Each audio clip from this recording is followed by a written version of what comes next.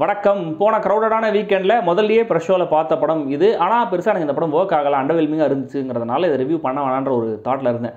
ஆனால் பாய்ஸ் மாதிரியான காவியத்தெல்லாம் பார்த்ததுக்கப்புறம் இந்த படம் அதை விட 100 மடங்கு பரவாயில்லன்னு தோணுச்சா, அதனால தான் இந்த ரிவ்யூ. ஸோ இந்த ரிவ்யூ பார்த்துட்டு இதில் நான் சொல்கிற விஷயங்களை வச்சு இந்த படம் உங்களுக்கு ஒர்க் ஆகும்னு தெரிஞ்சால் இந்த படத்தை நீங்கள் பார்க்க ட்ரை பண்ணலாம்.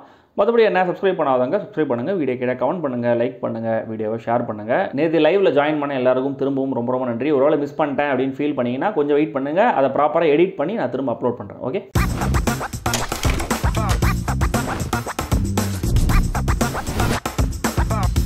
வெப்பம் குளிர் மழை. ஒரு கிராமத்தில் சில வருஷங்களுக்கு முன்னாடி நடக்கிற கதை. ஹீரோ திரவ், ஹீரோயின் இஸ்மத் பானு 2 பேருக்கும் பெரியவங்களாக பார்த்து நிச்சயம் பண்ணி கல்யாணம் பண்ணி வைக்கிறாங்க. 2 பேரும் ஹாப்பிலி மேரிட் லைஃப்னு ஒன்று வாழ்ந்துட்டு இருக்காங்க. ஒருத்தர் ரொம்ப அன்பாகவே இருக்காங்க. ஆனால் கல்யாணம் ஆகி சில வருஷங்கள் கழிச்சும் இவங்களுக்கு குழந்தை இல்லை அப்படிங்கிற ஒரு பிரச்சனை ஒன்று ஆரம்பமாகுது. சுற்றி இருக்கிறவங்களும் அதை பற்றி பயங்கரமாக பேச ஆரம்பிக்கிறாங்க. வீட்டில் மாமியாரே மருமகளை அதை வச்சே டெய்லி குத்தி காமிச்சு சண்டை போட்டுகிட்டே இருக்காங்க. திரவையும் ஊரில் இதை வச்சு சில பேர் அசிங்கப்படுத்த ஆரம்பிக்கிறாங்க. உனக்கு குழந்தையே இல்லை, உனக்கு எதிராக முதல் மரியாதை அப்படிலாம் கேட்க ஆரம்பிக்கிறாங்க. ஸோ இது ஒரு பிரச்சனையாக ஆரம்பமாகுது. இவங்க ஒருத்தருக்கு சப்போர்ட்டிவாக இருந்தாலுமே கூட திரவ் கொஞ்சம் சூப்பர்ஸ்டிஷியஸாக இருக்கார். எனக்கு கடவுள் நம்பிக்கை போதும், நான் கடவுளை கும்பிடுகிறேன், எனக்கு குழந்தை பிறந்துடும், டாக்டர்கிட்டலாம் நான் வரமாட்டேன் அப்படிங்கிற மாதிரியே பேசிகிட்டு இருக்காரு. இந்த விஷயத்தில் மட்டும் வைஃப் சொல்கிறத அவர் கேட்க மாட்டாரு. அப்படி இருக்கிற இவங்க வாழ்க்கையில் எப்படி குழந்தை பிறந்துச்சு, அதில் இருக்கிற ட்விஸ்ட் என்ன அப்படிங்கிறத இந்த வெப்பம் குளிர் மழை. இந்த படத்துடைய ப்ரெமிஸ் ஒன்லைன்லாம் கேட்கும்போது மாதரு பாகுன்னு ஒரு நாவல் வந்தது இல்லையா, அதோடைய ஒன்லைன் மாதிரி இருந்துச்சு. அந்த நாவல் நான் படிக்கலாம் இல்லை, அந்த நாவலே எனக்கு ஒன்லைன் தான் தெரியும், அதோடைய கதை சுருக்கம் தெரியும். ஸோ அதே மாதிரி தான் இது போகும். செகண்ட் ஹாஃப் ஏதோ கான்ட்ரவர்ஷியலாக பண்ண போகிறாங்க அப்படின்னு நினச்சிட்டே இருந்தேன். ஆனால் கடைசி வரைக்கும் இது ஒரு ஃபேமிலி ட்ராமாவே கொண்டு போய் முடிச்சிட்டாரு இயக்குனர் பாஸ்கல் வெடிமுத்து. படம் ஆரம்பிக்கும் போதே இதில் நாங்கள் சயின்டிஃபிக்காக எதையும் சொல்ல, ஃபேக்சுவலாக எதுவும் நாங்கள் பேசலை, ஜஸ்ட் ஹியூமன் ஃபீலிங்ஸ் அடிப்படையாக வச்சு ஒரு விஷயத்தை சொல்ல ட்ரை பண்ணியிருக்கோம், அவ்வளோதாங்கிற மாதிரி ஒரு டிஸ்க்ளைமர் ஒன்று போடுறாங்க.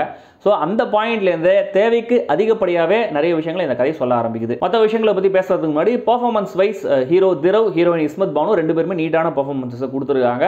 சில இடங்களில் கொஞ்சம் நடிக்கிறாங்கன்றது டெலிபரேட்டாக தெரிஞ்சாலுமே கூட அந்த எமோஷனலான கேரக்டரை, அந்த நேட்டிவிட்டியை தங்களுடைய பர்ஃபார்மன்ஸில் கொண்டு வந்துடுறாங்க. அண்ட் திரவ் இந்த படத்துடைய ப்ரொடியூசர் அண்ட் எடிட்டர் என்றது கூடுதல் தகவல். ஹீரோவோட அம்மாவா வர ரமா டிபிக்கலான கிராமத்து மாமியார் கேரக்டராகவே தெரியுறாங்க. And throughout the movie almost கொஞ்சம் சிடுசிடுன்னே அவங்க இருக்காங்க.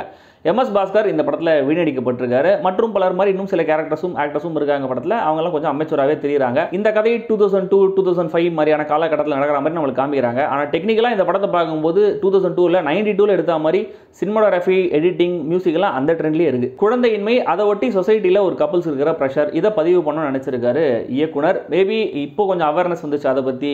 டவுன்லலாம் கூட தெருவுக்கு தெரு ஐவிஎஃப் கிளினிக் வந்துச்சுங்கிறனால இந்த கதை 2002, 2005 அந்த காலகட்டத்தில் நடக்கிற மாதிரி காமிச்சிருக்கலாம். பட் இந்த ஒரு விஷயத்தை பயங்கரமாக ட்ரமடைஸ் பண்ணி சொன்னோங்கிறதுல பயங்கரமாக அக்கறை காமிச்சிருக்காங்க. அதே கரை கொஞ்சம் சுவாரஸ்யமான காட்சிகள், உரையாடல்கள் எழுதுறதுலையும் காமிச்சிருக்கலாம். அண்ட் இந்த பீரியட் டீடைலிங்லையுமே கூட கொஞ்சம் கோட்டை விட்டுருக்காங்க.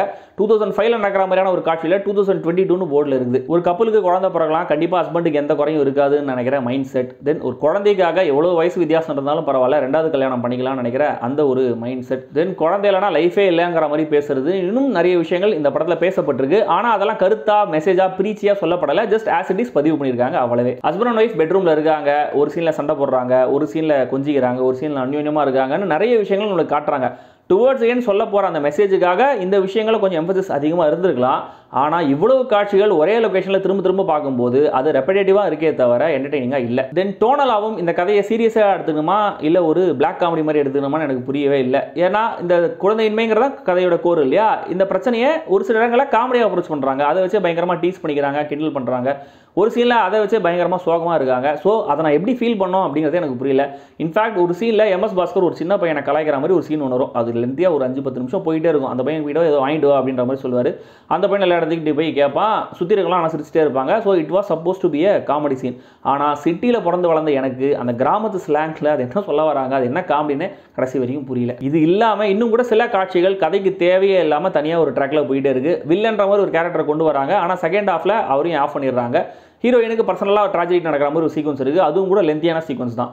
ஆனால் அதுக்கும் கோர் கதைக்கும் கூட எந்த சம்மந்தமும் இல்லை. அண்ட் படம் முழுக்கவே கிராமத்தில் நடக்கிற சடங்குகள் அந்த விஷயத்தான் கொஞ்சம் டீட்டெயிலாகவே காமிக்கிறாங்கன்னு வச்சுக்கோங்களேன். ஆனால் படத்துடைய கோர் மெசேஜுக்கும் இதுக்கும் எந்தவித சம்மந்தமும் இல்லை அப்படின்னும் போது இந்த வாழ்வியல் பதிவுகள் எல்லாம் ஒரு ஃபில்லர்ஸ் மாதிரி தெரியுது. மொத்தத்தில் இந்த வெப்பம் குளிர் மழை படம் ஏன் எடுக்கப்பட்டதுங்கிற அந்த இன்டென்ஷன் நம்மளுக்கு புரிகிற அளவுக்கு அந்த மெசேஜ் எனக்கு ஸ்ட்ராங்காக கன்வே ஆகலை. பட் ஸ்டில் முன்னாடியே சொன்ன மாதிரி என்னென்னவோ படம் பார்க்கலாம் அப்படின்னு நினைக்கும் போது இந்த மாதிரியான படங்களும் வந்திருக்குங்கிறத பற்றி நீங்கள் தெரிஞ்சுக்கணும். ஏன்னா எண்ட் ரிசல்ட் எப்படி இருந்தாலுமே கூட அந்த முயற்சியில் ஒரு ஜெனுவினிட்டி, ஒரு ஹானஸ்டி, ஒரு சின்சியாரிட்டி தெரியணும். அது இந்த படைப்பில் தெரியுது.